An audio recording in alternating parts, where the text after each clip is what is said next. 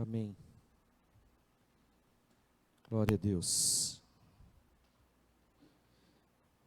Como é bom louvar, né? E adorar o Senhor. A gente é alimentado por aquilo que a gente professa. Nós pensamos, falamos, e aí nós vivemos de acordo com aquilo que a gente fala. Tem que haver essa coerência, né? E quando a gente canta, acontece um mistério, na verdade, assim, bem interessante. Nós não percebemos, porque nós ficamos pensando na emoção, tentando cantar. Tem gente que não gosta de cantar porque não gosta de ouvir a própria voz, não tem o costume de cantar, né? Mas é uma habilidade que Deus nos deu e fez a gente o homem inventar instrumentos. O instrumento, quando está tocando, ele está cantando. Ele está imitando as cordas vocais, as notas, os tons, né? E os barulhos também. E Deus nos deu essa capacidade, né, de adorar cantando. E a gente vai professando o que canta e vai entrando. Você nem percebe, mas durante a semana, durante os momentos difíceis, o Espírito Santo vai trazendo na tua mente. Os árabes, os sheikh, que seriam os sacerdotes ou pastores muçulmanos, eles cantam o Alcorão.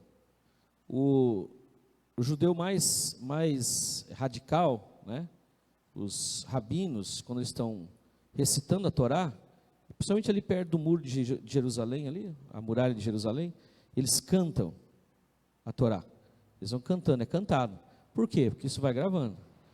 E a gente, né, século 21, com tanta tecnologia, tanta coisa boa aproveitada para louvar a Deus. Esse louvor aqui da nossa igreja é um louvor comandado pelo Luan, por Deus primeiro, depois pelo Luan, que se aplica com cada um deles para adorar mesmo, através da música. Conheço cada um deles, principalmente o Luan, que é músico profissional, que adora a Deus aqui com o seu instrumento. Eu falo para ele, tem que ter a guitarra, mas aí falta uns instrumentos, ele tem que ir para o outro às vezes. Mas é muito gostoso quando eles se reúnem, tiram, né, as canções com aplicação, com dedicação, e vai aperfeiçoando, e a gente vai sendo edificado. Glória a Deus por isso. Abra sua Bíblia em Lucas.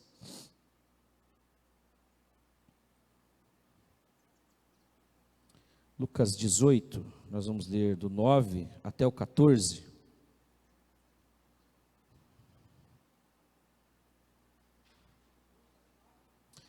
Lucas 18, 9. Lucas 18, verso 9.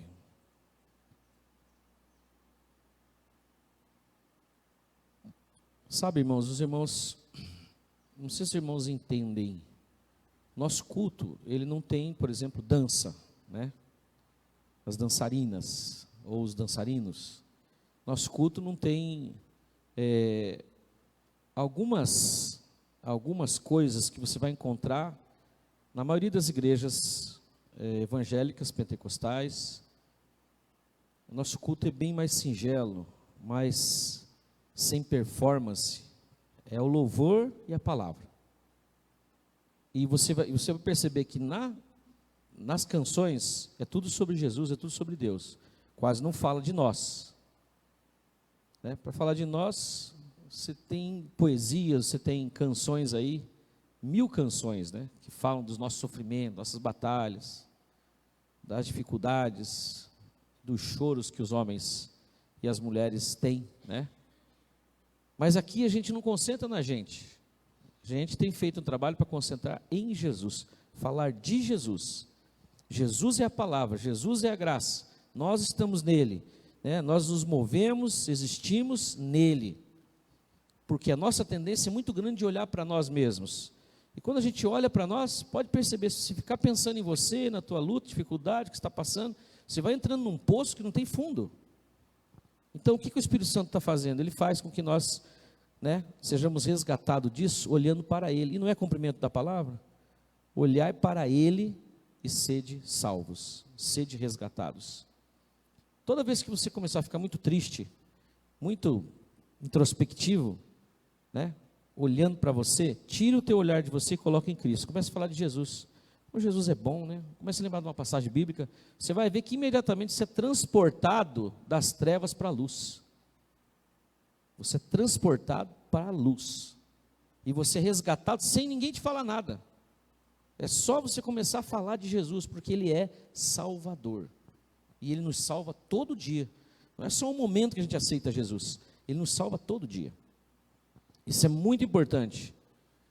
Então os irmãos não vão ver essas performances, algumas coisas que a gente percebe em outras igrejas, não que eu esteja criticando, mas nós estamos fazendo assim.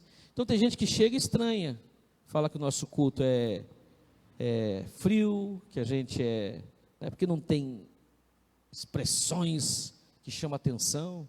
Tem muitos cultos que a gente tem vontade de gritar, né? Você vai num lugar, mas a histeria chama atenção para você.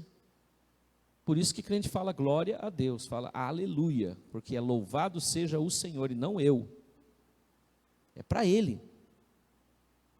Irmãos, é a única forma de nós sermos resgatados. Olha esse texto.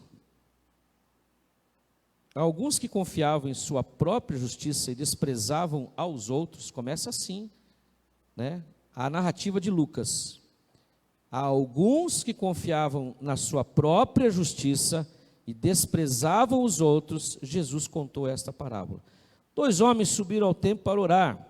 Um era fariseu e o outro era publicano, ou cobrador de impostos, né? O fariseu em pé orava no íntimo: Deus, eu te agradeço, porque não sou como os outros homens, ladrões, corruptos, adúlteros, nem mesmo como este publicano. Eu jejuo 2 vezes por semana e dou o dízimo de tudo quanto ganho. Mas o publicano ficou ali à distância, ele nem ousava olhar para o céu, mas batendo no peito, dizia: Deus, tem misericórdia de mim que sou pecador. Agora Jesus dizendo: eu lhes digo que este homem, e não o outro, foi para casa justificado. Repete essa palavra comigo: justificado.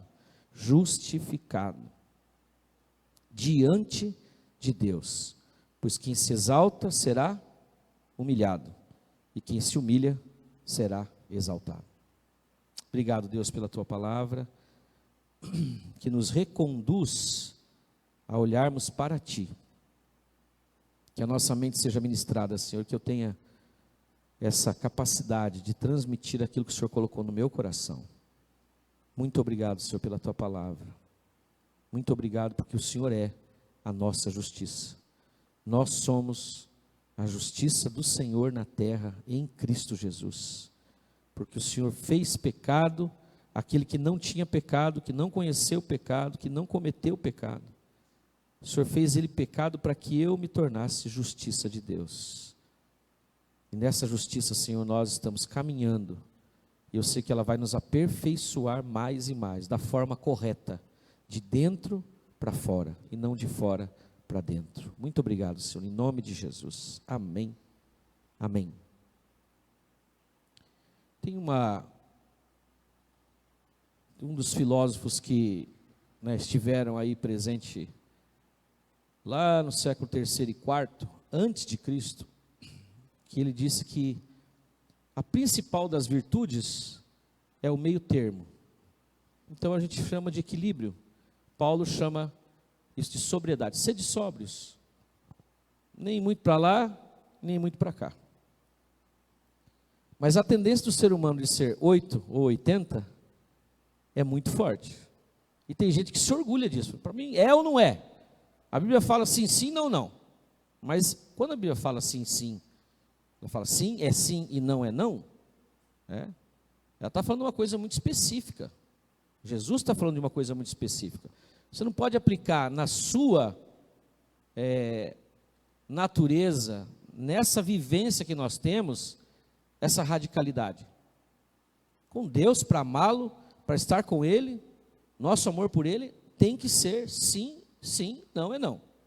E mesmo assim a gente falha ainda. Porque tem momentos que você tem a impressão que Deus não existe, que Ele não está com você, ou que Ele te abandonou, ou que não te ama, e aí você se revolta. É uma revolta tácita, é uma revolta assim meio que de filho com pai mesmo, mas acontece. Essa radicalidade, ela é produto da nossa carne. Né? Porque é a ideia de que nós podemos controlar os processos.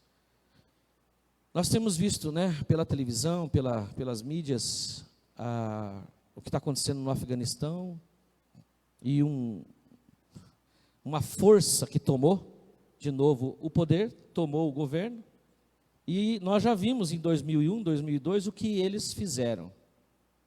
Né? E o medo daquelas pessoas, daquele radicalismo, né, para eles, e eles entendem que eles estão servindo a Alá, que é assim que Alá quer. Né? Vão lá numa lei chamada Sharia, ou Sharia, e eles colhem ali os preceitos, os mandamentos, eles tiram dali a forma de viver, e com eles é assim, é no radicalismo mesmo. E a gente vê as pessoas correndo, né, morrendo, caindo do avião, porque não querem aquilo para a vida deles. Aí, os homens querem, o que os homens querem? O homem quer folga, então, quer viver de qualquer jeito, né, fazer o que pensa. É isso que, esse mundo aí que eles falam, o Ocidente está tomado por Satã. Porque o jeito que o pessoal vive no Ocidente, para nós não serve. É muita frouxidão, é muita liberdade, a pessoa pode ser o que ela quiser, e as pessoas estão moralmente caídas, acabadas. Então você vê que isso é verdade. No Ocidente, a maior parte dos países do Ocidente tem uma liberdade que ela é estranhada, né, pelo radicalismo. As duas coisas são possíveis porque a gente vê acontecendo, já aconteceu e pode acontecer. Mas, quando Deus criou o homem, Ele falou assim: domine sobre a criação, domine sobre tudo que eu criei para você. E Ele criou a mulher e não falou para o homem dominar sobre a mulher, que era um ser humano. Falou: domine sobre a criação. Deus não deu autonomia para o homem, na criação original, dominar sobre outro ser humano, porque não tem ninguém maior e melhor do que o outro. Nós somos iguais. Temos dons, talentos, temos muita coisa que nos difere um do outro, mas nós somos seres humanos, é isso que nós somos. Nesse sentido não tem homem e mulher, é ser humano. Depois da queda, Deus deu uma sentença para a mulher: o teu desejo será para ele e ele te dominará. Mas foi nesse tempo da lei até chegar em Jesus.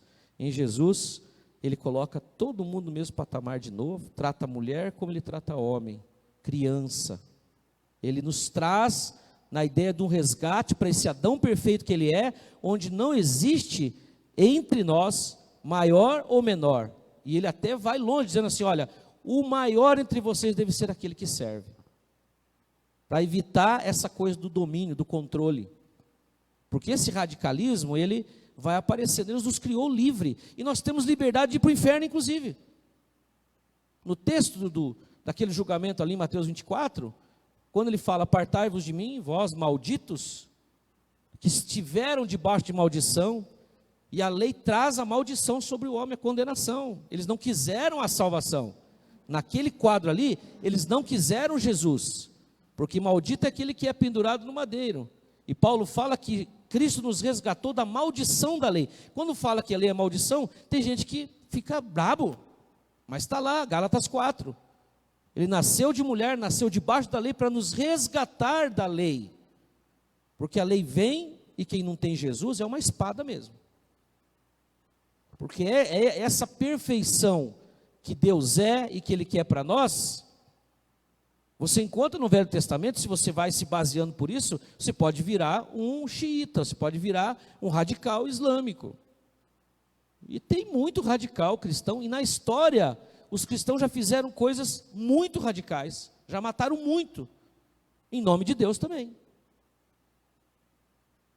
Jesus disse: esse não é o meu espírito. Falou para os fariseus em João 8, vocês são filhos do diabo, porque ele é homicida e mentiroso desde o princípio. e vós também quereis satisfazer o vosso pai. Ele fala, como assim? Nós somos filhos de Abraão. Vocês quiseram me matar desde que eu apareci. Porque a mentira, as trevas, elas não coabitam com a luz. Não aceita. E a luz resplandeceu nas trevas, e as trevas não resistiram a essa luz. Ele falou, vocês são filhos do diabo, porque ele é homicida. Esse sentimento de matar o outro, de destruir o outro, porque ele discorda de mim, está dentro de todos nós. A gente é contido pela educação dos papais, né? A gente é contido pelas leis, mas a lei de Deus, ela vem para mostrar um padrão que nós não podemos alcançar, a não ser na substituição. Fala essa palavra comigo, substituição. Você tem que lembrar que Jesus te substituiu. Ele assumiu a tua imperfeição e deu a dele para você. Então, diante de Deus, você é perfeito, por causa da perfeição de Jesus. Glória ao Senhor. Não adianta querer guardar para você se tornar. Ou você aceita e vai brilhando mais e mais até ser dia perfeito, e ainda com a consciência que vai chegar um dia que eu vou ter esse corpo mortal transformado num imortal, incorruptível, e até lá eu vou errar, e até lá eu vou falhar. Eu quero falhar? Eu vivo de qualquer jeito? Não, mas eu vou falhar e tenho que admitir que eu sou tão falho como qualquer pessoa.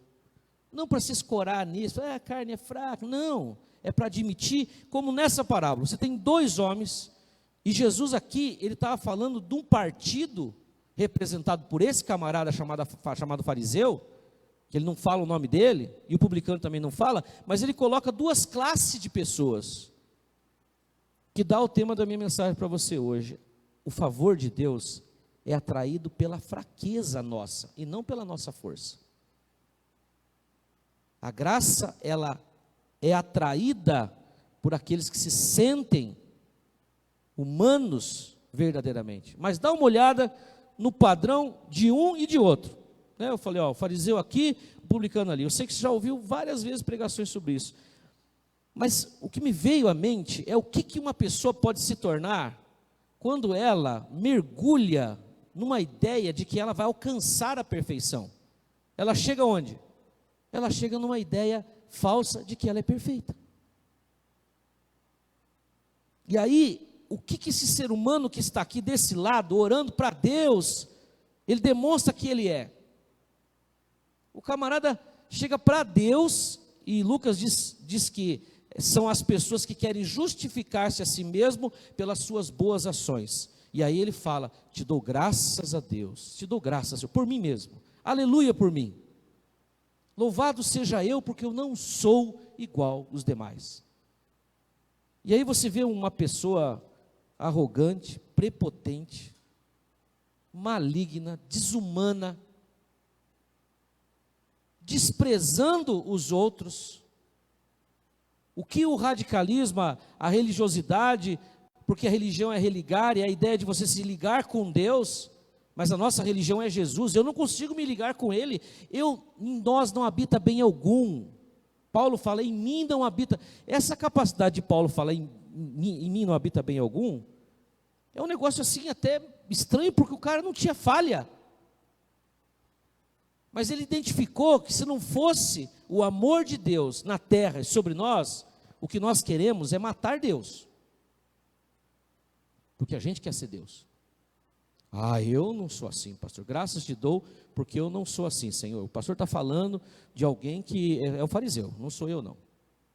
Eu não sou fariseu. Do outro lado você vê uma pessoa que está arrasada, que está arrebentado. Ele estava assim, ó, de cabeça baixa, porque o outro orava assim, Senhor, te dou graças, glória a mim. E o outro está a cabeça baixa, porque nenhum dos dois aqui, nesse caso, conhecia a salvação chamada Jesus. Mas o que eles tinham se tornado é produto de como eles estavam vivendo.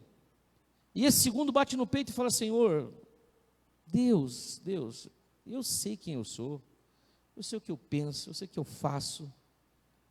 O Senhor sabe, eu só posso dizer uma coisa, Senhor, tem misericórdia de mim. Coloque o teu coração nas minhas misérias. Misericórdia.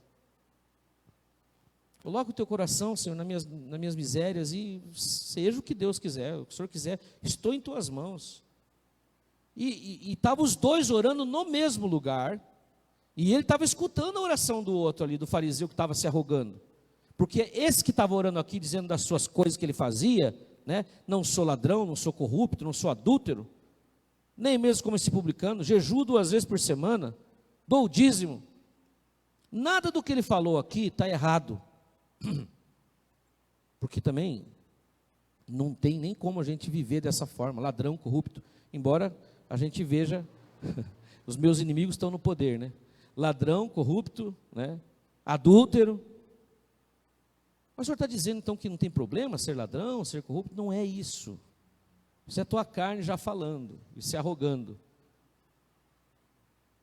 E dando glória a Deus por você mesmo.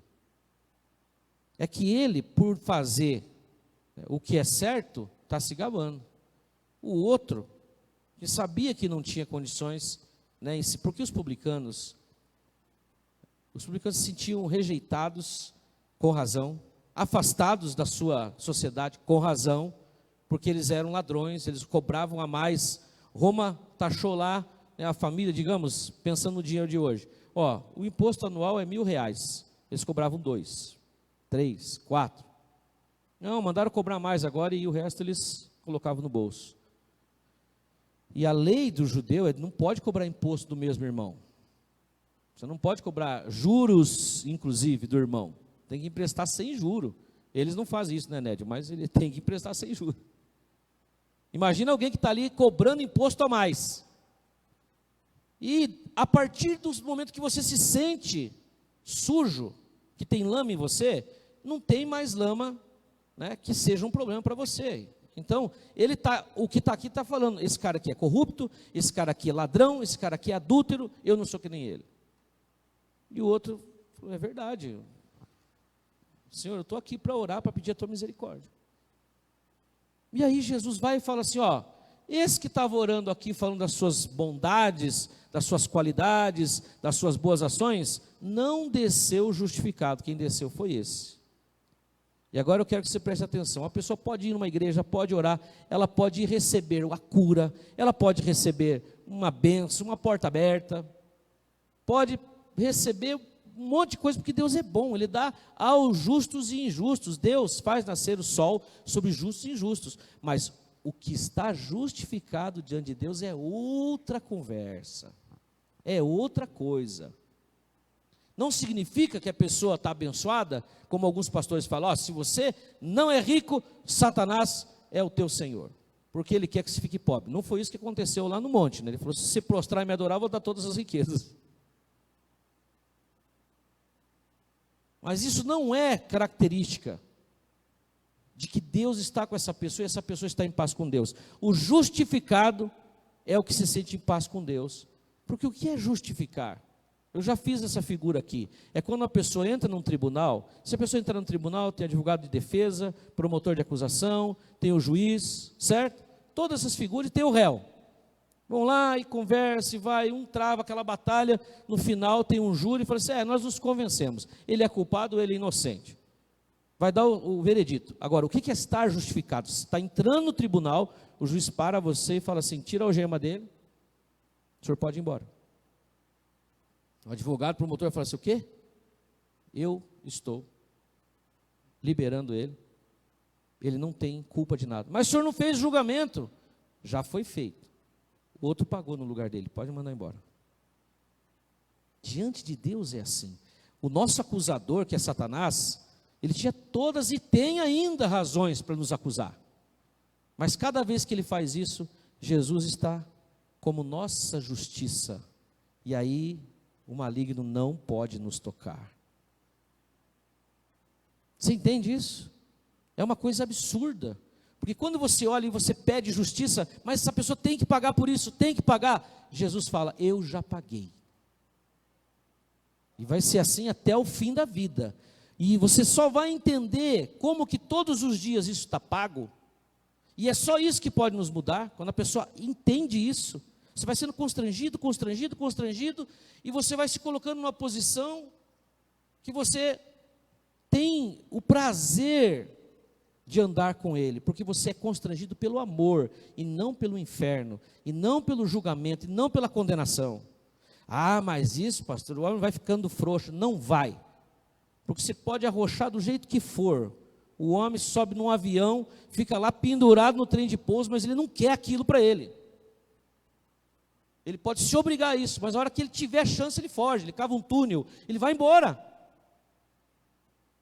Uma criança que é oprimida, que é maltratada, é mais fácil se tornar um rebelde do que uma criança que é amada, que é perdoada, que é cuidada. Você é pai, você sabe disso. Porque você não pode arrochar o filho num ponto que ele vire rebelde. Né? Isso não acontece só com vara, acontece com a nossa palavra.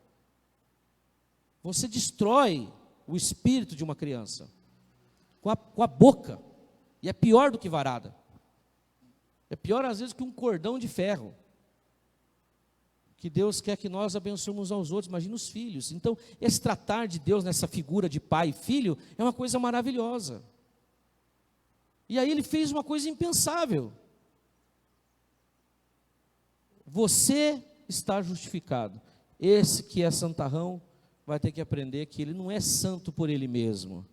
Ele não faz as coisas certas porque ele é o certo. Senão ele seria Deus. Ele só faz porque ele está querendo se tornar perfeito por ele mesmo, quando uma pessoa está agindo assim como esse fariseu, que já chega ao ponto de se arrogar. E aí você pode saber uma coisa, a maior parte das pessoas assim, elas não falam. Esse fariseu ainda estava lá na oração dele, né, achando que ninguém estava escutando. Mas a maior parte das pessoas que são assim, elas não falam, elas se sentem assim. Elas andam com um olhar superior, elas veem você de cima para baixo. E é ruim isso. É uma coisa que afasta você. Afasta as pessoas. Agora isso vem dessa ideia religiosa. E eu queria partir para o encerramento, pensando com você no capítulo 22 aí. Vai um pouquinho para frente. O Pedro.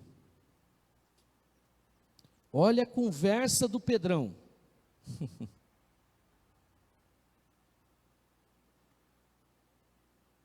Verso 31.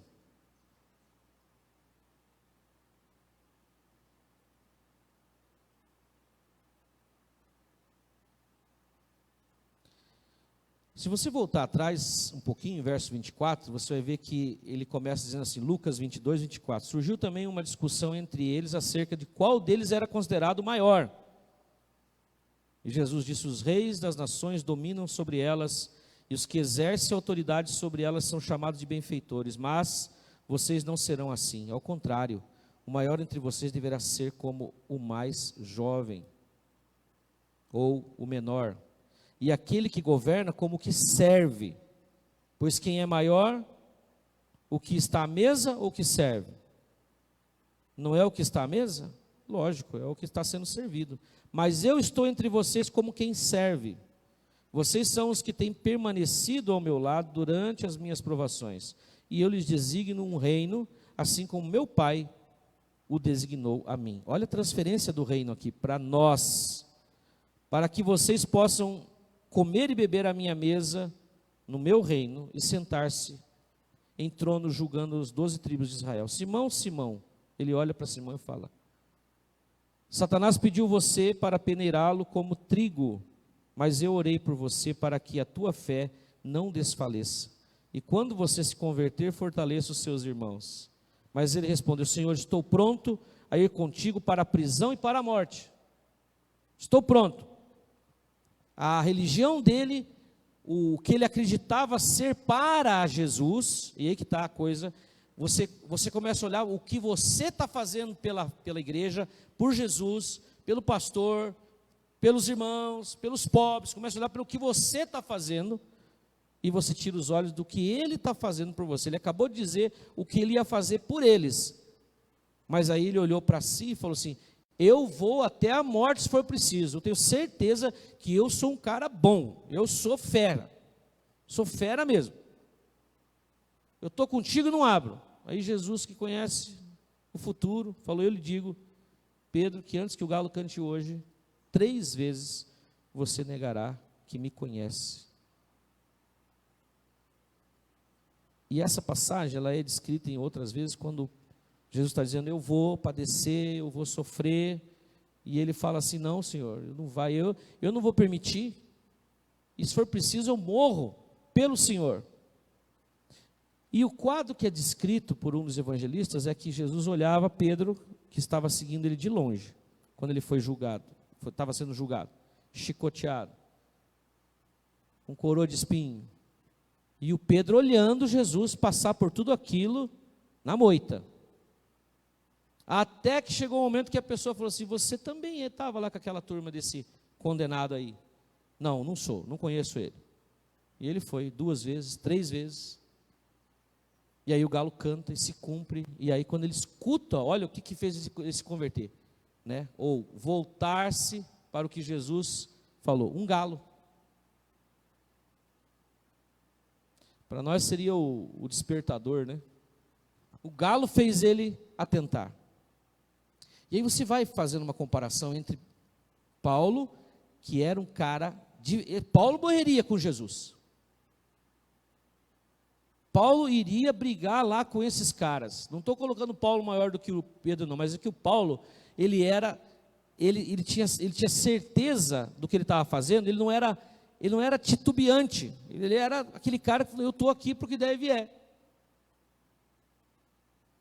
Mas o Paulo estava do outro lado, daqueles que queriam matar Jesus. Só que quando Paulo encontra Jesus no caminho de Damasco, o Paulo imediatamente, depois daqueles dias de oração, ele já sai falando de Jesus. Porque ele era lei, encontrou graça. Pedro estava debaixo da lei, sem cumprir muito bem a lei, mas não reconheceu a graça que era o Senhor Jesus. Foi com muito esforço.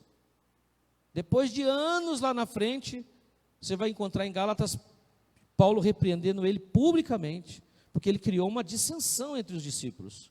Quando ele estava com os judeus, vivia como judeu. Quando ele estava com os fariseus, com os gentios, vivia como gentios. Ou seja, se ele estava num jantar com os judeus, ele não comia peixe de couro, ele guardava o sábado, né? Ele lavava as mãos para comer, cumpria os rituais judaicos. Quando ele estava junto com os gentios, cadê a costelinha de porco? E ele estava lá, comendo costelinha do Outback. Imagina se tivesse o Outback naquela época, queria ver se eles iam. Sabe, o cara que não... E Paulo falou assim, ô Pedro, você tem que decidir, ou você é judeu ou você é gentil, você está causando confusão, decida. E ele levou tempo, e Jesus falou para ele, Pedro, quando você se converter, apacenta os meus cordeiros. Quando você se converter à ideia de que você não pode por você mesmo, é a misericórdia. Você vai deixar essa arrogância tua, não, eu morro pelo Senhor. Você vai perder essa empáfia. Você vai colocar a tua boca no pó e vai se humilhar. E aí Jesus termina a parábola dizendo, ele desce justificado. E Tiago vai dizer lá na frente da sua epístola, Deus dá graça aos humildes, mas resiste aos soberbos. E o que causa soberba em nós? A ideia de que a gente é melhor do que o outro, de que a gente faz mais do que o outro, que a gente é perfeito. Nós temos diferenciações de comportamento? Temos. Claro. Você acha que Deus não vê isso? Quem é correto, paga suas contas em dia, não tira dinheiro de ninguém, a maior parte das coisas faz porque ele entende que isso é o certo. Mas eu não posso chegar ao ponto, né, de achar que eu, por isso, não pelo que eu não faço, de errado, eu estou melhor diante de Deus. Porque daí eu estou olhando para as minhas ações. E as minhas ações, por mais corretas que elas sejam, o Geraldo ali é militar, né? Militar tem uma coisa de rigidez. Tem que fazer tudo certinho, é regulamento para tudo, vive o tempo todo debaixo de regulamento. Aí a gente fala assim, ué, mas será que eu estou entendendo direito? Não, isso aqui é diante de Deus.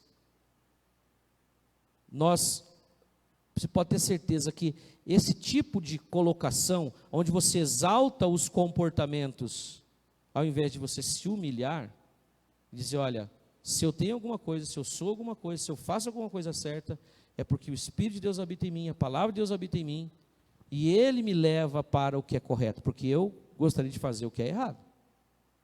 Ah, mas eu não tenho essa vontade. Mas um dia você vai ter, você vai ver. Vai chegar uma coisa que você vai ter vontade. Você fala assim, puxa, eu pensei que eu era uma pessoa impecável. O que quer dizer impecável? Que não peca. Não, você não é. É só nas mãos de Deus que a gente consegue ficar de pé. E essa tônica, ela é muito forte nos evangelhos, nas cartas. Veja, Paulo fala assim, ó, aquele que está em pé, veja que não caia. Você fique ali, segurando e dependendo dele todos os dias, das misericórdias dele. Senhor, tem misericórdia de mim. Amém? Então, nós vemos o apóstolo Paulo, então, dizendo, no momento que ele está ministrando para uma igreja, olha, eu disse para Deus, eu disse para o Senhor Jesus, tira esse espinho na carne, Senhor. Ele falou, não, a minha graça te basta, porque o meu poder se aperfeiçoa na tua fraqueza, de maneira que me gloriarei das minhas fraquezas. Tem gente que se gloria como esse fariseu, na força dele. É difícil entender isso? É difícil, porque nós somos criados num sistema de regras, de leis, e nós cumprimos as leis para não padecer. Se cumpre a lei, não é porque você já foi transformado naquela coisa, de dentro para fora. Você inclusive condena os outros, às vezes quando está falando, porque você está se autocondenando. Você não vai dar chicotada na tua carne, dar chicotada no outro.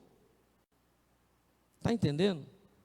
Porque você sabe que você às vezes tem até aquela vontadinha de fazer aquilo. Mas se você fica nessa coisa, eu vou me restringir, eu vou me cuidar, eu vou andar certinho, eu vou dar certinho. Você chega ao ponto de achar que você é certinho. Mas você está se comportando de acordo com a regra. E se tiram a regra? Agora não é mais problema tal coisa. Ihu! Eu vivi isso, a irmanice se lembra, né? Uma igreja de usos e costumes, mulher não pode usar calça comprida, não pode cortar o cabelo, não pode tirar nem a sobrancelha, não podia assistir televisão. Aí chegou uma época lá, falou, gente, esse negócio acho que não é bem assim, né? Vamos deixar, cada igreja decide, seu pastor decide. A gente via gente que parecia uma pessoa ali impecável naquelas regras. Uma semana depois, estava totalmente diferente. Inclusive mais bonita, né? Inclusive mais leve. Os homens, né, também. Tirou a regra. Então, agora eu posso. A ideia é essa. Você fala de graça, mas não, mas você está tirando todas as leis, as pessoas vão se perder. Não tem mais lei. Jesus cumpriu a lei. Ou você aprende a viver corretamente por amor a Ele, a você e ao teu próximo, ou você vai continuar sendo aquela pessoa do Velho Testamento. Esse fariseu aqui. Porque nós vamos até o fim da vida falhar. E a ideia de não errar é uma ideia da carne. Você tem que entender, você não tem como não errar. Você pode ficar fazendo certinho por 50 anos, não quer dizer que você não vai errar numa coisa. Mas eu por 50 anos, imagina, como é que eu fui cair nessa? Porque você estava na regra e não na graça. A graça, ela é atraída na fraqueza. Quanto mais cedo eu admitir a minha fraqueza, mais a graça vai me transformar de verdade. Então, meu irmão, não resista à graça do Senhor. Paulo fala para Timóteo, tendo cuidado de que ninguém se prive da graça de Deus. O favor de Deus, ele é atraído pela tua fraqueza. Deus, eu não consigo fazer isso aqui. Minha cabeça não dá. O Senhor me socorre, me ajuda? Ele te ajuda. Senhor, manda os anjos. Eu já tive experiência dos anjos me ajudar. Eu nem vi eles porque eu acho que eu não aguentaria, mas eu sabia que eles estavam ali. Mas quando você admite, eu não sei, eu não posso, eu não consigo. Mas de verdade, tem que ser de coração, não é da boca para fora. E aí, o favor de Deus vem na frente, e aquela palavra se torna verdade. Felizes são aqueles que o Senhor não imputa condenação, mesmo eles sendo condenáveis. E a gente olha para Jesus, obrigado, viu, Jesus? porque lá 2000 anos atrás, o Senhor já cobriu essa minha falta aqui. Então eu quero só descansar no Senhor. Ele vai te conduzindo dia após dia até ser dia perfeito. Obrigado, Deus, pela tua palavra. Que Deus maravilhoso que o Senhor é, que justifica o ímpio, que justifica o pecador, que trata com amor aqueles que correm para os teus braços, mas aqueles que resistem, aqueles que afrontam, aqueles que querem viver como se eles pudessem ser perfeitos por si mesmos, não tem nem comparação, Senhor. É pedra e diamante, porque o Senhor brilha, a tua luz brilha, e nós somos mais para aquilo que é escuro, para as trevas mesmo, dentro do nosso coração. Então, sonda-nos, Senhor, vê se há em nós algum caminho mal nesse sentido ainda, dessa soberba, dessa arrogância, dessa empáfia, dessa religiosidade, desse fariseu, que existe, com certeza existe, nos mostra, para que nós nos escondamos atrás da tua cruz, na tua justiça, para sempre sermos justificados. Abençoa cada irmão que aqui está, faz-nos crescer nesse entendimento, e que, ó Deus, aqueles que não te conhecem, sejam atraídos por um Jesus assim, por um Jesus que é justificador de todas as nossas falhas, para não nos sentirmos mais condenados, para que ele não se sinta, para que ela não se sinta condenado, condenada, mas antes se sinta amado, recebido, mesmo não sendo perfeito, mesmo não sabendo fazer, mesmo não conseguindo, mesmo tendo feito muita coisa que o pai não concordou, a mãe não concordou, que não concorda, mas o Senhor justifica, e nesse acolhimento, com certeza, seremos trabalhados, transformados dia após dia. Se conosco, Senhor, em nome de Jesus, amém. Receber a Cristo é receber isso, o justificador. Você em casa que está assistindo ou pode assistir, que ainda não recebeu esse Salvador bom, entrega a tua vida para o Senhor, corre para os braços dele, abraça ele, se esconde nele, aí eu quero ver quem é que vai ser contra você, porque se Deus é por nós, quem será contra nós? Amém? Vamos tomar a ceia, queridos?